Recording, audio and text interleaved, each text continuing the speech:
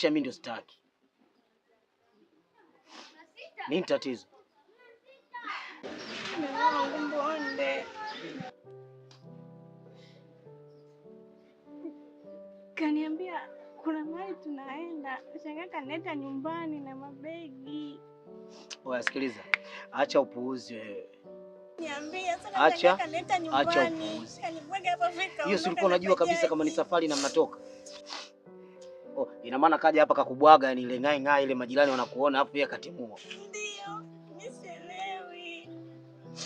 Hivi wewe huyu mumeo unamwambiaga kabisa kwamba unaishi na mtu aina gani? Yaani kakako ni mtu aina gani? Unamwambiaga au anajisaulisha anajisahau. Kwa kakubwaga hapo umetia aibu nini afu kakuacha? Kaniacha ndio. Sikiliza. Mimi na wewe kwanza hapa hatuwezi kukaa. Chumba kimoja hatuwezi kukaa mimi na wewe.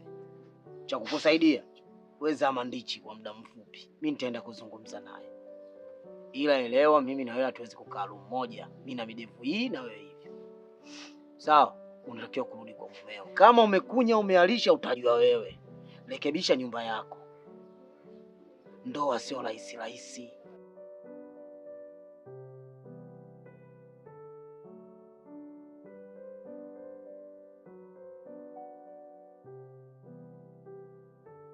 Nampenda sana mume wangu, nimemkosea.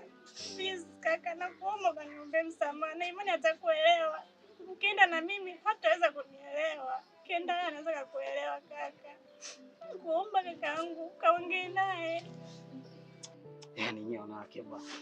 Yaani wanawake nyinyi mara nyingi mnakumbuka kashuka wakati kumepambazuka. Ukiwa kwenye ndoa yako umeshindwa kuijenga, umetoka ndo nisamee, naomba niombe msamaha. Oya, ndoa sio swala la mchezo. Japo kuna wengine wanatamani kuingia kwenye ndoa, kuna wengine wanatamani kutoka. Wewe utarudi kwenye ndoa yako, upambane na ndoa yako. Mimi siwezi kukufuga na umri huu. Naenda kuzungumza naye.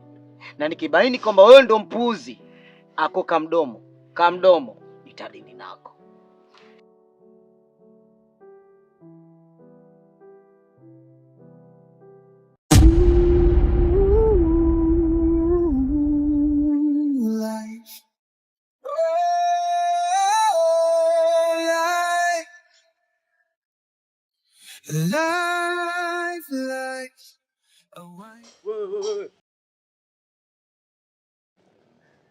Nakosa gani mpaka nikufuate?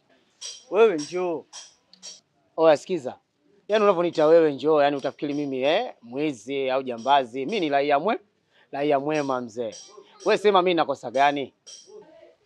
Wewe ukitaka kuja kosa lako inabidi uje kwanza. Kwa hiyo mimi kuna lazima mimi kukufuata?